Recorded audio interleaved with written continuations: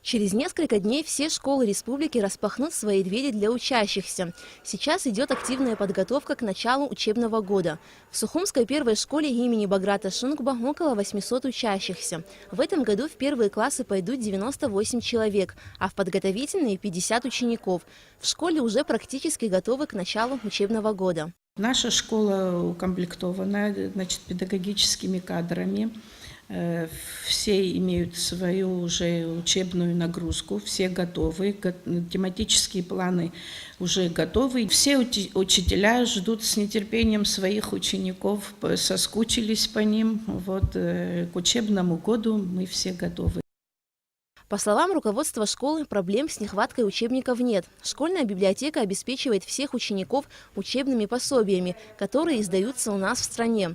За редким исключением при нехватке книг родители сами покупают их. От Министерства образования школа получила около 600 новых учебников для первых, пятых и девятых классов. В школе еще ожидают поступления новых книг по природоведению и русскому языку для начальных классов. А ученики пятых и шестых классов начнут занятия за новыми партами. Их для школы выделило Министерство образования республики. В некоторых классах родители по собственному желанию на свои средства произвели косметический ремонт. А в шестой столичной школе имени Владимира Комарова в этом году рекордное количество учащихся – 680. Из них 125 человек идут в первые классы.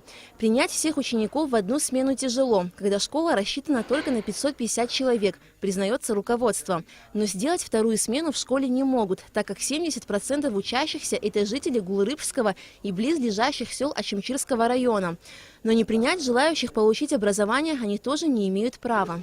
Что радует больше всего, в этом году в первый класс пришло 5 классов. 5 классов. И еще больше радует это то, что уже 34 учащихся в абхазском секторе. Вы знаете, у нас двухсекторное обучение. В абхазском секторе 34 человека. Мы разделили класс на 2 класса. Эту группу разделили на 2 группы, потому что 34, 35, 40 это не учеба, это немножко трудно. Главной проблемой школы является капитальный ремонт, вернее его отсутствие. Родители своими средствами в классах провели косметический ремонт. От Министерства образования школа получила более 120 новых учебников. Также школа ожидает поступления новых парт. Такая же ситуация и в других школах города и страны в целом. Но в общем все они готовы принять учащихся в новом учебном году.